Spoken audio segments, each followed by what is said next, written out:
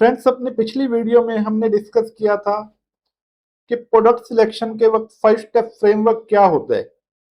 तब हमने ये बताया था कि हम एक केस स्टडी लेके आएंगे, रियल केस स्टडी बेस पे हम 5 स्टेप फ्रेमवर्क को समझेंगे, किस तरह से 5 स्टेप फ्रेमवर्क जो है काम करते हैं।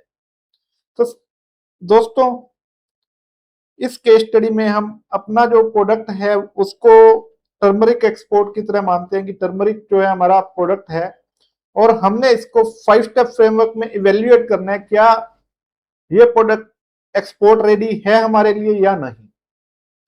तो दोस्तों, इससे पहले कि मैं शुरू करूं, मैं आपको ये भी क्लियर कर देना चाहूंगा कि इस एग्जाम्पल का पर्पज ये नहीं है कि मैं आपको ये कहूं कि हर बिजनेस को टर्मरिक का ही एक्सपोर्ट करना है।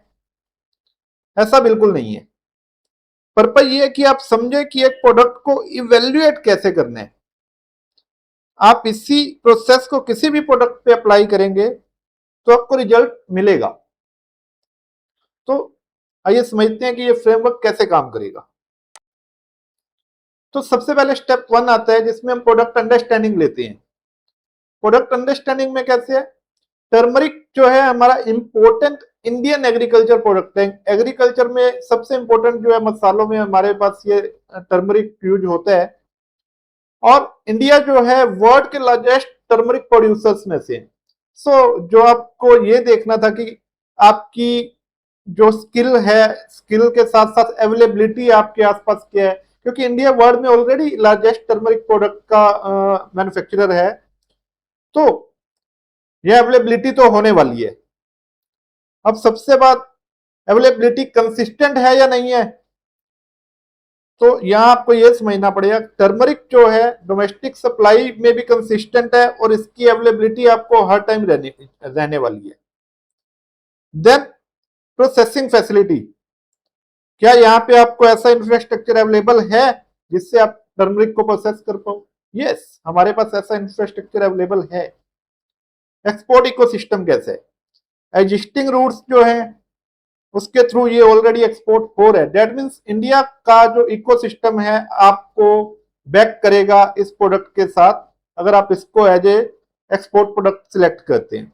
जो स्टेप 1 में ये है क्वालिफाई कर रहा है, लेकिन स्टेप 1 जो है अपने आप में प्रोडक्ट सिलेक्ट करने के लिए कंप्लीट नहीं है, इसके साथ आपको बाकी के प्रोसेस भी लगाने पड़ेंगे। इसके बाद जब हम प्रोडक्ट को अंडरस्टैंडिंग कर लेते हैं और प्रोडक्ट को चूज कर लेते हैं, देन सेकंड स्टेप पे हम जाएंगे इंटरनेशनल डिमांड को वेरीफाई करने के। जब आप एक बार प्रोडक्ट की बेसिक अंडरस्टैंडिंग ले लेते हैं, देन अगला स्टेप आता है इंटरनेशनल डिमांड एनालिसिस का।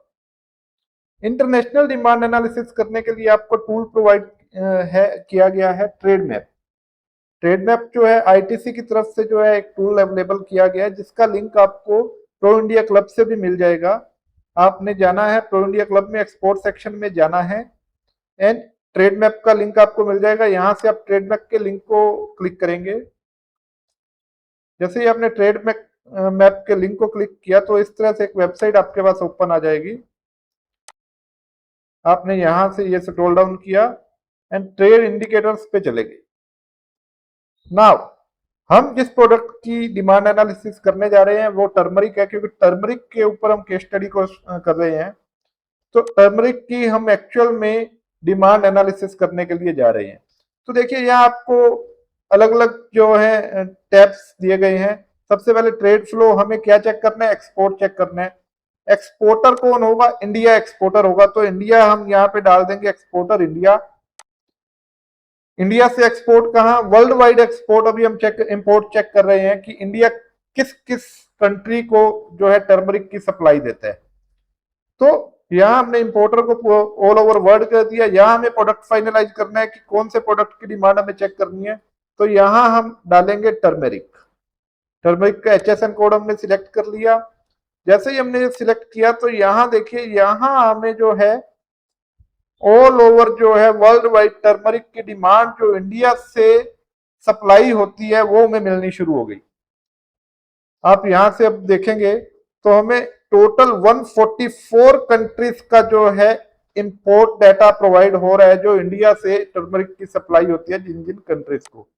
यहाँ से हम बढ़ा सकते हैं, हम डाटा को एनालाइज फर्दर करना चाहे तो यहाँ अभी 10 कंट्रीज का शो कर रहा है, हम 25 कंट्रीज तक ले लेते हैं जो मैक्सिमम 25 है।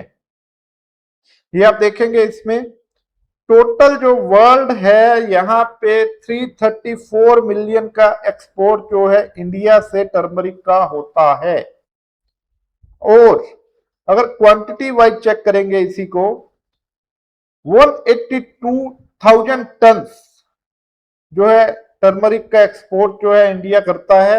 अगर यूनिट वाइज आप लगाएंगे इसका क्या प्राइस होता है तो 1.8 डॉलर पर टन का जो है हमें इनपुट मिलता है टर्मरिक के बदले में। सो ये हमारा ह्यूज डाटा जो टर्मरिक का निकल के आया। ये अभी तक हमने टोटल वर्ल्ड की बात करी कि 334 मिलियन डॉलर का एक्सपोर्ट इंडिया से होता है टर्मरिक का। अब किस कंट्री में, क्योंकि जब आप एक्सपोर्ट कर रहे हो तो आपको पता होना चाहिए आपका सबसे बड़ा बायर कौन हो सकता है। तो अभी तक हमने पूरे वर्ल्ड वाइड देखा कि किस तरह से टर्मरिक की डिमांड है इंडिया से, लेकिन स्पेसिफिक कंट्री वाइज जब हम चेक करेंगे तो नीचे हमें लाइन वाइज दिखाया गया टेबुलर फॉर्मेट में ही।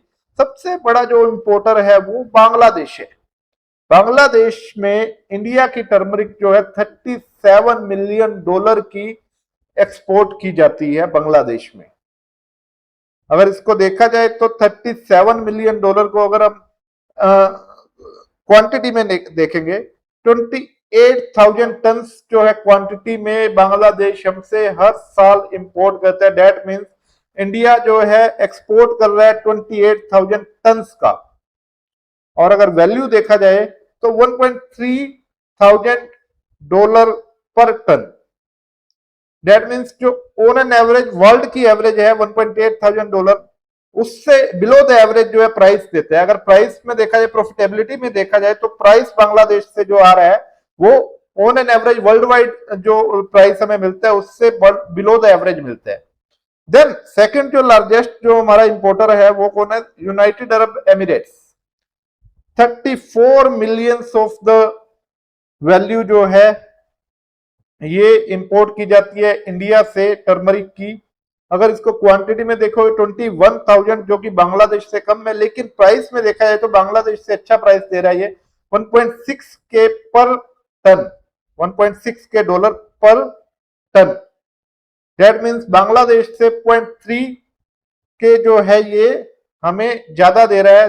दैट मींस इसकी प्राइसिंग पॉलिसी जो है ज्यादा है। हम अगर इसको एक्सपोर्ट करते हैं बांग्लादेश के बजाय तो हमें रेट अच्छा मिलने वाला है। तो इस तरीके से अगर हम देखें सेकंड लार्जेस्ट के बाद थर्ड लार्जेस्ट कौन है, 31 मिलियन के साथ यूएसए हमारा जो है थर्ड लार्जेस्ट है इंपोर्टर। और यहां पे अगर आप देखेंगे 31 मिलियन में जो इनका इंपोर्ट है, क्वांटिटी में इंपोर्ट इनका जो है बहुत जो है मुकाबले में बांग्लादेश से कम हो जाता है। वो 8.8 के टन जो है क्वांटिटी एक्सपोर्ट होती है। एंड रेट देखिए 3.6 के डॉलर्स पर टन। दैट मींस अगर बांग्लादेश की बजाय यूएसए को आप टारगेट मार्केट में लेते हैं तो आपको रेट कितना अच्छा मिलता है। 1.3 के की बजाय आपको मिलेगा जो डबल से भी ज्यादा है, लगभग 3 गुना तक का रेट आपको मिल जाता है यहाँ पे यूएसए में एक्सपोर्ट करने पर। तो इस तरह से आप देखेंगे सभी कंट्रीज का डाटा आपको जो है कंट्री वाइज दिया गया है। पूरी की पूरी कंट्रीज की लिस्ट आपको दी गई है, कौन सी कंट्री कितना हमारे से इंपोर्ट कर रही है और टोटल वैल्यू ऑफ जो है इंपोर्ट की उसकी इंडिया से क्या है, एंड पर यूनिट उसकी पर टन क्या वैल्यू जो है एक्सपोर्ट की इंडिया की वहां पे बन जाती है। तो ये सारा का सारा डाटा कंट्री वाइज हमें मिल जाएगा। कहां से, ट्रेड मैप से। ट्रेड मैप पे आप इस तरह से चेक कर सकते हैं किस तरह से आपको अपना किस मार्केट में प्रोडक्ट को भेजना है और किस मार्केट में हमारे प्रोडक्ट की क्या वैल्यू हमें मिलने वाली है। तो इस तरह से आप कंट्री को डिसाइड कर लेंगे।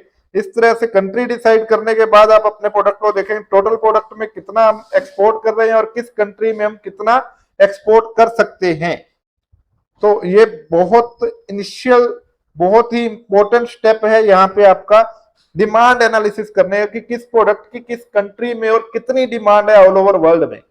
इस तरह से आप ट्रेड मैप पे जाके चेक कर सकते हैं। आप प्रोडक्ट वाइज सभी प्रोडक्ट आपके अगर और भी प्रोडक्ट्स हैं तो आप स्टडी करने के लिए इस तरह से आप देख सकते हैं कि आप कहां पे कितना एक्सपोर्ट करना चाह रहे हैं। जब सेकंड स्टेप में हमने इंटरनेशनल डिमांड को वेरीफाई कर लिया, हमने जो टूल्स हमें मिला ट्रेड मैप का, हमने उसके थ्रू हमने डिमांड को चेक किया और ये देखा कि टर्मरिक की कितनी डिमांड है ऑल ओवर वर्ल्ड में और उसमें से किस किस कंट्री को कितनी कितनी डिमांड है, तो हमें इसकी डिमांड भी पता लग गई कि हम किस कंट्री को किस मार्केट प्लेस को हम अपना एक्सपोर्ट सेल कर सकते हैं। अब उसके बाद हमने तीसरे स्टेप की तरफ आ गए। तीसरा स्टेप क्या था? Supplier and quality analysis. इसमें आपको क्वालिटी देखनी है, क्वालिटी के साथ साथ यहाँ आप कंपिटिटिव एनालिसिस भी करेंगे। इसका जो स्टेप 3 का पर्पज ही यही है कि कंपिटिटिव एनालिसिस करना है, क्योंकि अगर आप क्वालिटी पे खरे उतरेंगे तो आप कंपटीशन में भी खरे उतरेंगे। इसमें आपने क्या देखना है, क्या जो क्वालिटी आपसे डिमांड करी गई है उसको आप कंसिस्टेंट तौर पे दे सकते हैं, सिर्फ एक ऑर्डर में नहीं, क्योंकि आपका एक्सपोर्ट का बायर जो है वो कंसिस्टेंट आपसे क्वालिटी मांगेगा। तो आपको कंसिस्टेंटली एक ही क्वालिटी मेंटेन करके रखनी है एंड एज पर बायर आपको जो है वो चेंज भी करनी है। जैसे जैसे बायर की आपकी डिमांड आएगी वैसे वैसे आपको चेक करना है कि बायर की डिमांड क्या है एंड आपका कंपिटिटिव जो है वो कंट्री कौन सी है वो भी आपको यहाँ पे चेक करना है। अब यहाँ पे देखिए, अगर आप देखेंगे, अगर टर्मरिक में ही हम आते हैं तो पहले में बायर आपसे क्या डिमांड कर सकता है, इसमें करक्यूमिन परसेंटेज क्या हो सकता है, डेट इज करक्यूमिन परसेंटेज क्या है कि जो पीलापन हल्दी में एक येलो पार्ट होता है वो कितना है, एक्टिव कंपाउंड जिसको कंसंट्रेशन बोलते हैं। इसके बाद मॉइस्चर लेवल पे भी बात आ जाती है कि मॉइस्चर लेवल इतना होना चाहिए, कितना होना चाहिए वो आपका बायर डिफाइन कर सकता है, क्योंकि मॉइस्चर लेवल बहुत इंपॉर्टेंट टर्म है इसमें, क्योंकि ये आपकी शेल्फ लाइफ को भी इफेक्ट करती है और ये आपके वेट को भी इम्पैक्ट डालती है, क्योंकि अगर टर्मरिक में मॉइस्चर ज्यादा होगा तो उसका वेट जो है ज्यादा हो जाएगा मॉइस्चर की वजह से भी। तो मॉइस्चर लेवल के ऊपर भी आपका बायर डिमांड कर सकता है कि इस लेवल तक ही जो है क्वालिफाई करेगा। क्लीनलीनेस कितनी साफ है आपकी, इसमें इम्प्योरिटीज कितनी है, क्योंकि ज्यादा से ज्यादा फ्री फ्रॉम इम्प्योरिटी होनी चाहिए ये, तो ये भी आप चेक करेंगे क्वालिटी एनालिसिस में। कलर, किस कलर की आपके बायर को डिमांड है, कंसिस्टेंटली आप उस कलर की क्वालिटी मेंटेन कर सकते हैं या नहीं कर सकते हैं। एंड उसके बाद आती है पैकेजिंग, क्या आप पैकेजिंग को बायर के हिसाब से कर सकते हैं या नहीं कर सकते हैं, बायर की जो स्पेसिफिक रिक्वायरमेंट है आपको उस हिसाब से पैकेजिंग की रिक्वायरमेंट रहेगी। सो ये क्वालिटीज आपको मेंटेन करनी पड़ेगी, इस तरह से क्वालिटी एनालिसिस आपको करना पड़ेगा एंड कम्पिटिटिवनेस का भी एनालिसिस करना पड़ेगा। यदि आप अच्छे से कर लेते हैं ये सब तो आप स्टेप 3 भी क्वालिफाई कर लेते हैं, देन आपको स्टेप 4 की तरफ बढ़ने की जरूरत है। स्टेप 4 में आप करते हैं वैल्यू एडिशन अपॉर्चुनिटी का इवेल्युएशन। वैल्यू एडिशन अपॉर्चुनिटी में आप क्या देखेंगे, वैल्यू एडिशन अपॉर्चुनिटी में आप देखेंगे कि आपने जिस प्रोडक्ट को सिलेक्ट किया आपको उसे उसी तरह रो एक्सपोर्ट करना है या उसमें आपको किसी तरह की कोई वैल्यू एडिड जो प्रोसेस है वो ऐड ऑन करनी है, ताकि आपका जो मार्जिन है, प्रॉफिट है, वो मैक्सिमाइज कर सके। ये आपको बायर की डिमांड को भी देखना पड़ेगा कि बायर किस तरह की जो है सर्विस आपसे मांग रहा है, किस तरह का प्रोडक्ट आपसे मांग रहा है, क्या वो वैल्यू एडिड प्रोडक्ट है या वो रो प्रोडक्ट है, और आपको अपनी भी फिजिबिलिटी को देखना है। जैसे हमने टर्मरिक का एग्जांपल लिया तो हमारे पास ऑप्शन है हम उसको रो टर्मरिक के तौर पे एक्सपोर्ट करें, हमारे पास ये भी ऑप्शन है रो टर्मरिक की बजाय हम पाउडर में क्रिएट कर दे, there is a value addition, raw turmeric को हम टर्मरिक पाउडर में कन्वर्ट करके हम उसका एक्सपोर्ट कर सकते हैं। अगर हम उससे आगे बढ़ते हैं तो हम पाउडर को भी फर्दर प्रोसेस एंड पैकेजिंग में एक्सपोर्ट कर सकते हैं। अब इन 3 से भी आगे बढ़ते हैं तो हम इस टर्मरिक को छोटे छोटे पैकेट्स में डाल के उसके ऊपर लेबलिंग करवा के प्रॉपर वैल्यू एडेड वर्क करके उसको जो है एक्सपोर्ट करते हैं। तो हमारे पास काफी ऑप्शंस अवेलेबल हो जाते हैं। हमें मार्केट को अंडरस्टैंड करना है, हमें समझना है जो हम वर्क कर रहे हैं उसकी डिमांड कितनी है, बायर क्या मांग रहा है हमारे से, हमें कितनी इन्वेस्टमेंट चाहिए, क्या हमारे पास उतनी इन्वेस्टमेंट है, हमारे पास वो टेक्नोलॉजी है जो प्रोसेस करने के लिए, क्या हम सारी कंप्लायंस पूरी कर सकते हैं। अगर सब कर सकते हैं तो हमारा वैल्यू एडिड अपॉर्चुनिटी जो है वो हमारा स्टेप कंप्लीट हो जाएगा। हमें वैल्यू एडिशन समझ आ जाएगी कि हम किस प्रोडक्ट को किस फॉर्म में एक्सपोर्ट करना है। और यहाँ स्टेप 4 कंप्लीट होते ही हमारे फ्रेमवर्क के 4 स्टेप हो चुके हैं। अब हमारे पास बचते हैं लास्ट 5 स्टेप। स्टेप 5 में आप क्या करते हैं, फाइनल प्रॉफिटेबिलिटी चेक। प्रॉफिटेबिलिटी के लिए ही कोई भी बिजनेस किया जाता है। यदि कोई भी प्रोडक्ट में प्रॉफिट हो रहा है तो आप उस बिजनेस को करते हैं। यदि आपके बिजनेस में प्रॉफिट्स नहीं है तो आप उस बिजनेस को नहीं करते हैं। आप उस बिजनेस को कर ही नहीं पाएंगे बगैर प्रॉफिटेबिलिटी के। सो प्रॉफिट आपके लिए सबसे इंपॉर्टेंट फैक्टर है।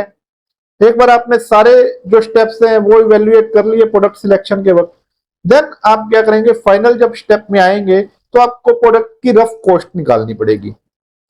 आपको एक कंप्लीट स्ट्रक्चर में कॉस्टिंग लेनी पड़ेगी जिसमें कि आपको सबसे पहले जो भी प्रोडक्ट आपने सिलेक्ट किया उसकी परचेज कॉस्ट आएगी, देन उसको प्रोसेस करने की क्या कॉस्ट है, पैकेजिंग किस तरह की आपकी रहने वाली है उसकी पैकेजिंग कॉस्ट क्या है, और ट्रांसपोर्टेशन जो आपका होगा उस पर कितना लगने वाला है, डॉक्यूमेंटेशन जो आप कराएंगे डॉक्यूमेंटेशन की टेंटेटिव क्या कॉस्ट आती है, उसके ऊपर फ्रेट वगैरह अगर लगता है सी फ्रेट लगेगा, जो लॉजिस्टिक्स के फ्रेट्स हैं वो लगेंगे, वो कितना खर्चा आएगा, और कोई इसके अलावा भी कुछ एक्सपेंडिचर है वो भी आप एड ऑन करेंगे, देन आपकी टोटल एक्सपोर्ट कॉस्ट आ जाएगी। जब आप एक बार टोटल एक्सपोर्ट कॉस्ट को निकाल लेंगे देन आप अपना मार्जिन एड ऑन कर सकते हैं, या फिर आप चेकआउट करेंगे कि बायर आपको क्या ऑफर करता है, बायर का प्राइस क्या ऑफर होता है। अगर आपको बायर का प्राइस मालूम है offer price, then offer price में से आप टोटल कॉस्ट को लेस करेंगे तो आपका मार्जिन आ जाएगा। इस तरह से आपको मार्जिन चेक करनी है। अगर आप प्रोडक्ट में मार्जिन के साथ एक्सपोर्ट कर रहे हैं तो ठीक है। यदि आपके पास मार्जिन इतने नहीं है कि आप उस प्रोडक्ट में सरवाइव कर सके, देन आपको उस प्रोडक्ट में सोचना पड़ेगा क्या आप इस प्रोडक्ट के साथ आगे बढ़ सकते हैं नहीं बढ़ सकते हैं, क्योंकि विदाउट मार्जिन आप किसी भी प्रोडक्ट का एक्सपोर्ट करेंगे तो आप उसमें सरवाइव नहीं कर पाएंगे। इसलिए सबसे इंपॉर्टेंट स्टेप है आप एक्चुअल मार्जिन को देखें, क्योंकि sustainable margin plus repeat business जो है वो ही प्रोडक्ट को कमर्शियली वायबल बनाता है। अदरवाइज आपका जो प्रोडक्ट है वो कमर्शियली वायबल नहीं होता। तो फ्रेंड्स यहां हमने एक केस स्टडी के साथ 5 स्टेप जो हमारा फ्रेमवर्क था उसको चेक किया, क्या ये हमें बताता है कि हमें प्रोडक्ट को सिलेक्ट करना है, क्या हमारा प्रोडक्ट फिजिबली वायबल है, क्या कमर्शियली वायबल है, इसकी फिजिबिलिटी क्या है इन एक्सपोर्ट मार्केट। तो दोस्तों बड़ा इंपॉर्टेंट स्टेप है, आप 5 स्टेप जो फ्रेमवर्क है उसको जरूर लगाइए किसी भी प्रोडक्ट सिलेक्शन के वक्त। हम एक्सपोर्ट की इस जर्नी में आपके साथ जुड़े हुए हैं और हमारी आने वाली जो वीडियोस है इससे भी इंपॉर्टेंट होने वाली हैं, क्योंकि अगली वीडियोस में हम import export code registration, RCMC registration, documentation, ITC HS code, बड़ा कुछ बात करने वाले हैं। अगर आप सही में एक्सपोर्ट करना चाहते हैं तो हमारे साथ जुड़े रहें और हमारे चैनल को सब्सक्राइब करें। एंड अगली वीडियो में हम बात करेंगे आईटीसीएचएस कोड की, क्योंकि जब आप प्रोडक्ट फाइनल कर लेंगे तो आपको प्रोडक्ट की आइडेंटिटी के बारे में भी पता होना चाहिए, और आईटीसीएचएस कोड जो है किसी भी प्रोडक्ट की इंटरनेशनल मार्केट में आइडेंटिटी का काम करता है। इसलिए बिल्कुल भी मिस मत करना अगली वीडियो को, और तब तक के लिए थैंक यू।